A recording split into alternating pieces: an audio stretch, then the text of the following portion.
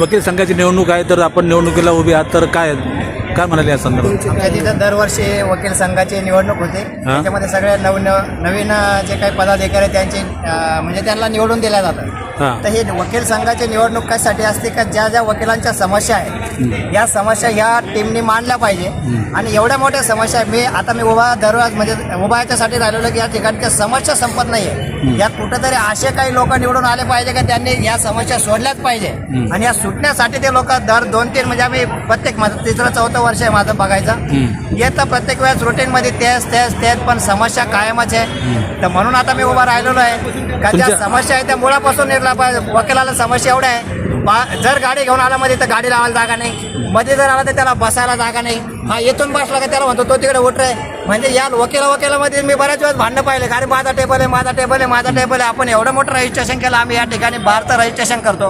Registration केल्यानंतर त्याला बसायला जागा तरी पाहिजे. जर वकिलालाच बसायला जागा नाही तर तो दुसऱ्याचं काय समस्या सोडणार आहे? त्यांच्या समस्या सुटत नाही. म्हणून मी काय केलं हवाच उभं राहिलेलो आहे का ज्या मेन समस्या आहे लोकांना प्यायला पाणी नाही, लोकांना बसायला जागा नाही, लोकांना गाड्या लावायला जागा नाही. गाड्या जर लावल्या तर अर्ध्या लोकांच्या गाड्या लोकांना स्क्रॅच मारून चालल्या जाते. या सगळ्या समस्या कुठेतरी निपटल्या पाहिजे. आणि या नवनिर्वाचित जे काही टीम येईल त्यांना पण मी आवाहन करतो का या समस्या एका वर्षभर आपल्या हातात असतं, एका वर्षामध्ये या मुळात सकट उपटला गेला पाहिजे. याच्यासाठी मी ही निवडणूक लढत आहे. वकील मित्रांनो तुम्ही काय आवाहन करणार? वकील मित्रांना मी हे आवाहन करेल का असे काही सदस्य निवडून द्या का त्या ठिकाणी किंवा असे काही मेंबर निवडून द्या का जे ह्या ज्या समस्या ज्याच्यासाठी ज्या उद्देश आपला आहे किंवा निवडून यायचं या बाहेरच्या निवडणुकीसारखी निवडणूक नाही आहे. या ठिकाणी मेन वकिलांच्या ज्या प्रॉपर समस्या आहेत त्या सोडण्यासाठी लोकांनी निवडणूक लढवता आणि तो उद्देश सफल झाला पाहिजे अशा लोकांना निवडून द्या असं माझं वकिलांना आव्हान राहील. वकिलांच्या सुरक्षेसाठी तुमची काय मोहीम राहणार आहे? वकिलांच्या सुरक्षेसाठी आमची मोहीम अशी राहील का पाठीमाग आम्ही एक रिट याचिकासाठी पण तयारी केलेली आहे का वकील लोक जे आहेत ते बाहेरचे जेवढे काही मोठे काही जे काही ऑफेन्स असतील तो आरोपीच्या बाजूने असलेला वकील काही वेळेस असं होतं का ते घाबरता का समोरच्या येऊन काय होईल का.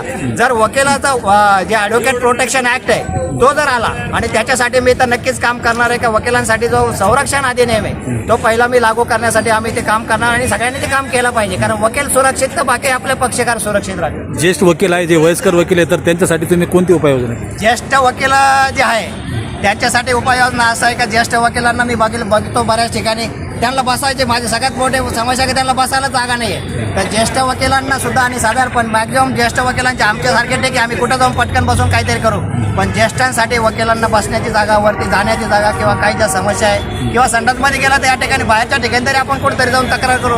या ठिकाणी संडासमध्ये गेला तर बसलं का पाणी येत नाही. अशा मोठ्या मोठ्या समस्या आहे आणि या वकिलाच्या मूळ ज्या समस्या आहेत त्याच्यावर या वकिला जे निवडून येतील मी तर बऱ्याच वेळेस बायलाच मी म्हणलं होतं ज्याला पटलं त्या निवडून द्या नाही तर नाही पटलं नका देऊ. पण ज्या लोकांना तुम्हाला पट्टीनं ज्या समस्या मुळात सगळं उपटून भेटेल त्यांना मतदान केलं पाहिजे असं माझं मत आहे. सध्या तुमच्या कोर्टाच्या वर्तुळामध्ये पिण्याच्या पाण्याची समस्या तर याबाबत काय नियोजन? आता पिण्याच्या पाण्याची समस्या एवढी मोठी आहे का आम्ही बऱ्याच वेळा या ठिकाणी काही आम्हाला वर्गणी करून लोक लावता. पिण्याच्या पाण्याची समस्या आहे, बाथरूमची समस्या आहे, बसण्याची समस्या आहे, या सगळ्या समस्या आहे. म्हणून मी यावेळेस आता माझ्या डोक्यात आहे का आपण लोक नाही कळला नाही तर आपण तरी पुढे होऊन केलं पाहिजे म्हणून मी निवडणूक लढत आहे. ज्युनियर वकील आहे त्यांना बसायला जागा नाही, त्यांना कोणी विचारत बी नाही. तर एवढे हाल आहे का ज्युनियरचा तर विषयच नाही. त्याने घोंगड्या पाठीवर मागायचं निघायचं जसं ते आपण म्हणतो वेंचाचं बिराड पाठीवर तसं त्याने उठ म्हणलं कुठायचं टेबल उठलायचं दुसऱ्या ठिकाणी जायचं. आज लावला इथं उद्या त्याचा टेबल तिसऱ्या ठिकाणी कुठेतरी राहतो.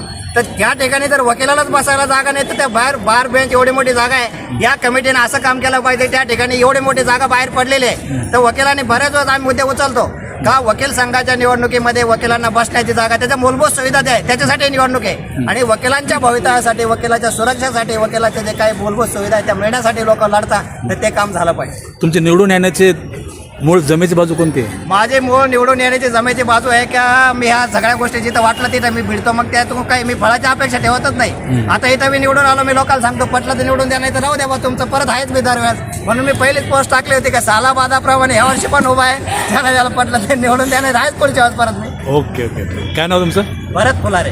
ओके. क्रमांक किती आहे? क्रमांक 22. ठीक आहे.